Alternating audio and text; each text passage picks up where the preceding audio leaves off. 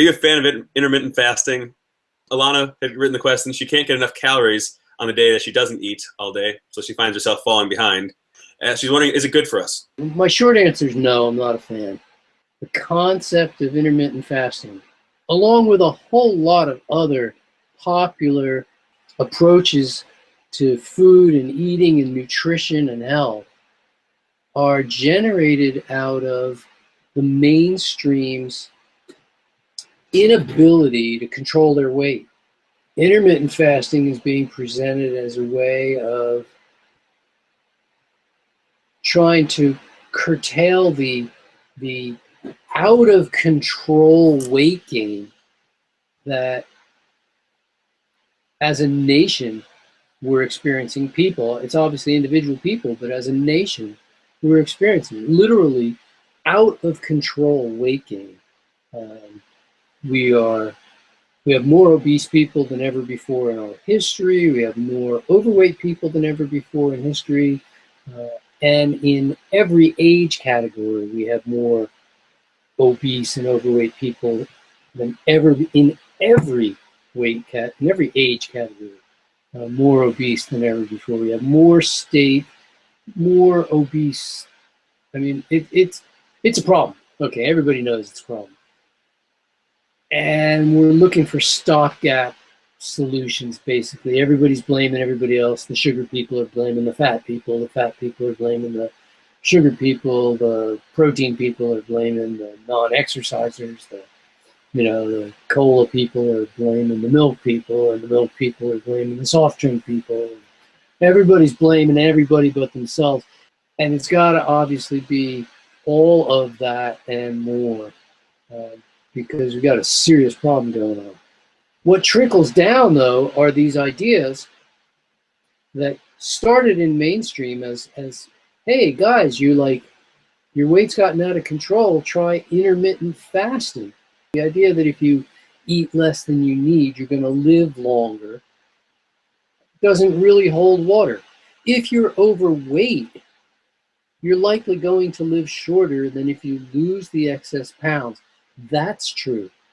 But if I start with a person whose weight is relatively appropriate for their height and weight's appropriate for their height and physique, and drop 20 or 30 or 50 pounds off of them, this isn't doing them a service. So it doesn't mean you're going to live longer. I mean, it would be, if you follow it through, it would be like saying, well, if I lose, the more I lose, the longer I live. If I lose it all, I'll live forever. Well, no, it's not going to happen that way. And the same thing with intermittent fasting. This was started as an idea to control weight loss. Before that even was the idea, like, do cardio exercise, because cardio exercise will induce endorphin delivery, which are morphine-like substances that are generated by the body. Morphine doesn't make you feel good. Morphine makes you not feel.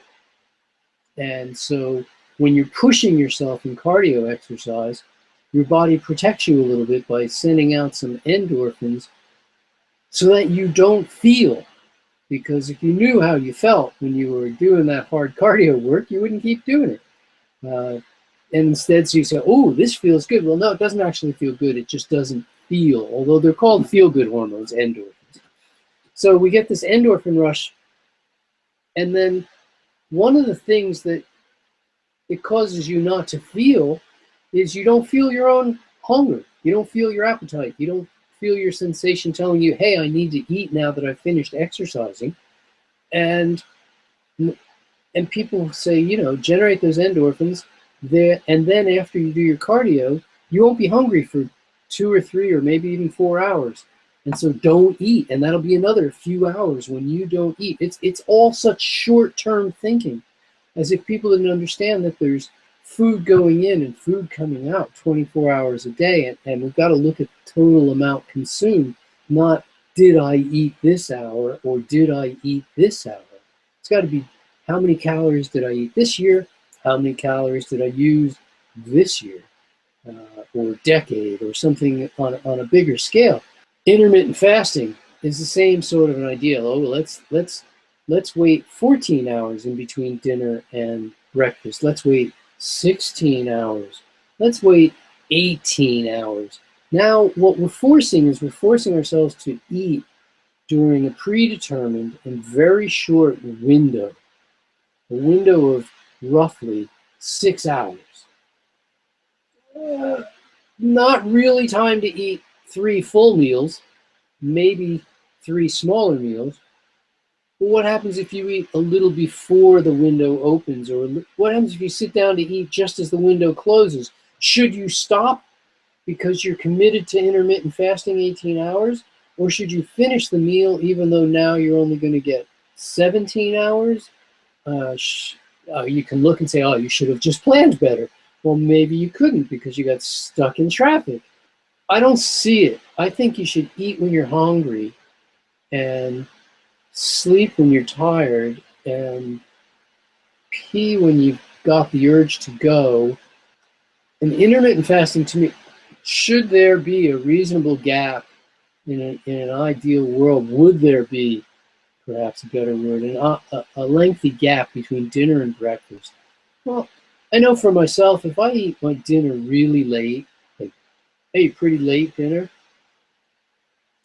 I've been out with the guys or something, and I come home, and now it's finally time to eat, and there's a salad waiting for me, and I eat my dinner late. It's 10 o'clock, 9 o'clock, something like that, and I sit down and eat. And when I wake up in the morning, I'm not particularly hungry. But I'm not hungry because I am so well nourished in my world that I don't need to eat. I'm just not a morning eating person. I'm not hungry because I ate late.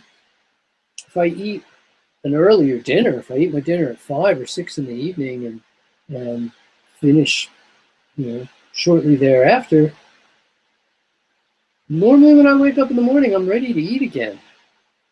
Why, if I'm hungry, should I then say, nope, you don't get to eat? Okay, do I need to move a little bit first? Yes, I pretty much always move before I eat. And do I want to get some fresh air, perhaps? Sure, that's easy.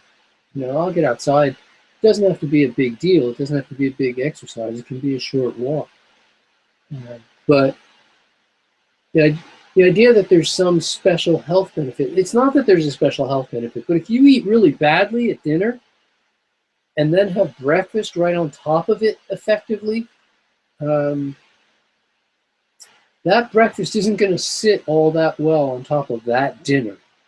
And allowing 14, 16, 18 hours, especially something around 16 or more hours, will usually allow the stomach to clear so that the next meal doesn't just pour in on top of the last meal, which hasn't even left your stomach.